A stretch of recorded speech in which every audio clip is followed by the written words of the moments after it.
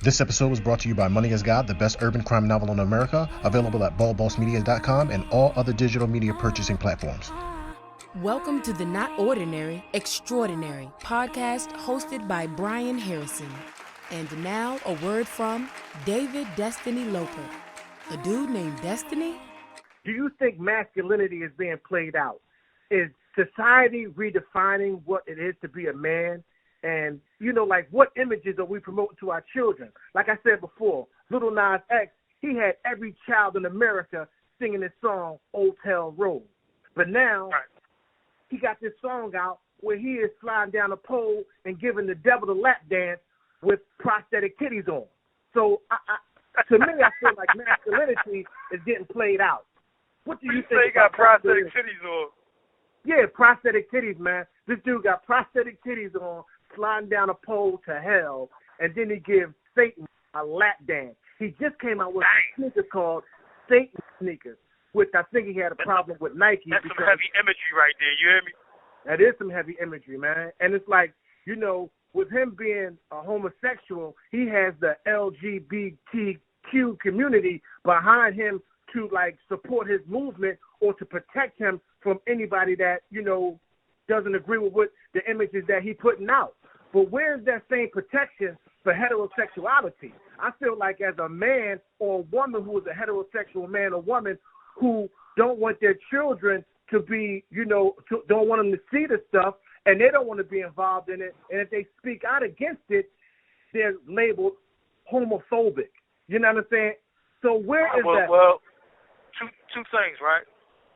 One is the masculinity factor and what they define as toxic masculinity and shit like that. Toxic masculinity definitely exists. Toxic masculinity is like, a dude not showing his kid affection because he think it's unmanly, or son, don't cry, don't express your emotions if they anything less than anger. Like, you can express anger as emotion, that's manly, that's tough guy shit. But for real, the expression of tears or sadness or too much joy and happiness, which you smile, stop laughing all the time like a sissy. Shit like that is toxic masculinity. Men don't do this, men don't. Yeah, it's definitely gender roles, and it's just gender specific. But masculinity is something that you got to define for yourself as a man, and I believe it's absolutely. This is a call from Pennsylvania State Correctional Institution, Albion. This call is subject to recording and monitoring. One thing, sir, two things are sure. We get two things conflicted. We act like we can't criticize somebody for being a fuck up. Like, if you say something about a gay that's a fucked up, some fucked up shit a gay do, like, it's plenty of gay people that's not down with Lil Nas X having sneakers with 666 and the devil and having imagery of him going to hell and shit like that. Like, they heavy Christians, and I don't think they should consign that. Like, they shouldn't be down with that. And if they are, they being like if I say a Jew is this Jewish boy, he a fucking slumlord, and the Jews come out and defend him for being a slumlord, even though it's been proven he's a slumlord, that's where we go wrong. We act like we can't criticize somebody if they've been or an oppressed faction of society. I can't say that this black boy is wrong because black people shouldn't come down on black people. You shouldn't say nothing about gay people. If motherfucker doing something wrong, I don't give a fuck who you are. I don't give a fuck if you're in a wheelchair. I don't give a fuck if you my mom. If you're doing something wrong, this unholy or against the will of your society or your religious beliefs or whatever that is, a Christian gay person is supposed to stand up against Lil Nas X, and he's not going to be defined as homophobic. So if I say something from a cisgender male, as a cisgender male, straight heterosexual male that likes women and likes heterosexual sex, like, I'm a homophobe. I don't have a fear of homosexuality. I don't fear it because I don't want to be a homosexual. Like, I've been in prison 20 years. If I wanted to be a homosexual, I would be one by now. Pennsylvania State Correctional Institution, Albion. This call is subject to recording and monitoring. There ain't no fucking ifs, ands, or buts about it. But at the same time, you got to remember, you're dealing with a sensitive faction. The pendulum going to swing this way for a long time, Stop, and this is what we forget. The same thing with women, with the Me Too movement and hashtag. I got daughters. I got mom, sisters. I want the misogyny to stop. I want the hatred of women to stop. I want the mistreatment of women to stop. I want the unequalness to stop. But at the same time, I know that women can be just as vicious as men. Anybody in life that had life experience knows this. You know, you got killer women. It's not the abundance, but you'll always try to justify it as, no, it's some psychopathic women. It's not as many as men, but there are some. You know what? On that, I'd like to ask you another question, because we're talking about men and women now, and I have a question. What happened to class? You know, like you were saying, if the dude was a homo, but he acting accordingly to whatever he's into, as far as society going with the grain and not, you know, sliding down the pole and giving lap dances to Satan, or on the flip side, that's females acting out of their role. That's some devil worshiping shit. Like no matter how I don't care fucking if he gay, whatever the fuck, I don't give a fuck about none of that. I don't care when you want a dick. I don't care about none of that. All I care about is the fact that you put an imagery out there saying that this image, this understanding that people have of evil, wickedness, cruelness, devil, satanic worship, or whatever.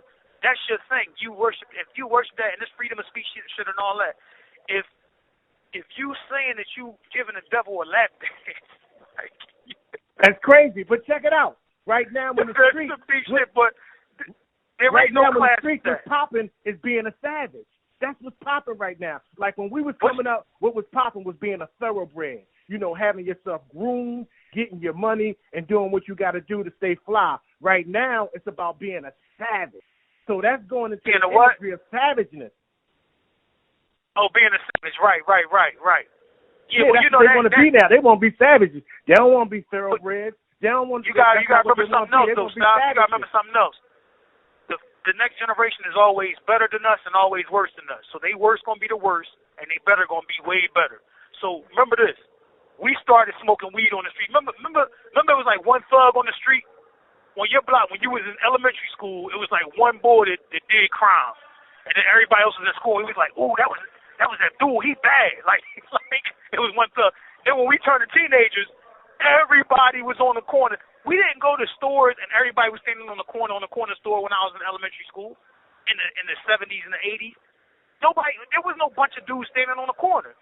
Right. Winos and old heads and alleys stood around fires singing doo-wop songs and shit like that, or dudes doing breakdancing and hip-hop, shit like that. When I got a little bit older, we started hanging on corners, and everybody was a thug. It wasn't one dude out of 10 that was a thug. Everybody was a thug. But we know that everybody wasn't a thug. Everybody wasn't tough. Everybody couldn't fight. Everybody wasn't shooting guns. But they liked the imagery of it. They liked the feeling of feeling like they tough and they rebellious. And that's just a teenage thing. And that shit gradually evolved into the worst it could be. Remember when your mom came by, put the weed down or the 40 bottle down and all that? Now, a motherfucker walk by, they don't put the weed down, 40 bottles. I'm keeping it real. She know I smoke. Like, I ain't got to hide it. That's why the Quran and the Bible say hide your sins. You don't have to be ashamed of whatever it is you're doing with your vices. You human, you flawed. But you don't have to promote your flaws as the shit, as normal. No dick goes in the butt. That's not normal. You can try to equate it as normal and say it's normal. That's what the book right before Revelations in the Bible, the book of Jude. Now, I ain't no religious boy. I just know this shit from reading in prison all this time. The book of Jude breaks down how intellectuals always try to justify their immorality. I'm not saying that you should die, you shouldn't find joy and find love in life. If you wired to the fact that you're only attracted to the same sex, there's nothing I can do about that. That's like me telling somebody in a wheelchair to get up. That's not a choice. If I wanted to be gay, I would have been gay. I would have been on some ass because I'm lonely as shit in prison. But I'm not gay. So 20 years, 25 years, 50 years, I'm never going to touch a man. So that made me understand that for a dude to touch you, has to be a wiring in you. So therefore, I'm going to say to you, yo, live your life, but that's something that you should promote as normal. Well, you know, sometimes I think people who think they are so smart, they use their intellect to try to justify their sins. That's what I'm saying. That's what everybody does. I mean, everybody, not just the gays or whatever. Everybody tries to justify their sins when they got a little bit of intellectualness to them. I try to justify my wrongs. I try to justify bank robbery. Oh, the system, fuck these crackers, they did this to me. They did me wrong. They had me locked up all this time. I ain't do something. I ain't deserve to be there 5.5 years. I came home. I went crazy, started robbing banks. Then I justified it as an outlaw lifestyle. The laws is fucked up. We don't have to live. But it's a third option. You ain't got to be a slave to these people and what they do, and you ain't got to be somebody to go against the law and put yourself in jeopardy, put your family at risk, leave your family on the street. It's the third option. You got to find your own lane. And your own lane's supposed to have a certain foundation, a basis of human decency and kindness, human understanding, human empathy. Put yourself in somebody else's shoes. Now, Lil Nas X and all that, he's supposed to put himself. You're not supposed to just say, fuck it, I'm popular, I can do what I want, I'm going to put this out there. I want everybody to see this how I feel. You got to understand the impact it's going to have on other people. Same thing goes for the boys that's shooting this. I'm talking about the life and shooting and killing, because that's what I see every day. Come on, man. If you ain't a sociopath, that means you got love in your life. It's not all you see. You see some love, you see some sadness, you see some tragedy, you see some trauma. Rap about all that, and then we can talk about it. Other than But that, you know what? A lot of them keep choose not to. A lot of them choose not to do that because they think they're being cool. You see what I'm saying? And that's what brought me back to what I was saying in the beginning. Like, what happened to class? What happened to being a straight-back intellectual, having a smile, brushing your teeth, grooming yourself, having class type of person? When did that become corny?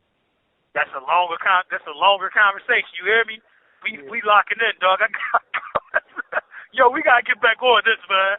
We gotta get back on this because that's a whole lot of talking right there. Because I got a lot of shit to unpack when it comes to that. Like I got a lot of shit to unpack. Like I've been in this joint, self-reflective, analyzing myself and the motherfuckers around me for a long time, analyzing social media, social outlets, social commentary. I'm talking about from talk shows to reality TV to news bites. I got a whole lot of shit to tell you, homie. I promise you. I got a whole lot of insights that's going to provide some perspective that a lot of motherfuckers is not talking about. I hope you ready to get this shit popping, man. Yo, I definitely am, man, because, one thing we got to bring back is having class. You know, when I used to act up when I was young, my mom used to say, show some class. And that's like, get yourself together. You know, you raised with better morals than the way you acting right now when I got you at this restaurant. So show some class. No question. Ain't no question. Hey, yo, I love you, home. We out, man. All right, no doubt. Peace. The caller has hung up.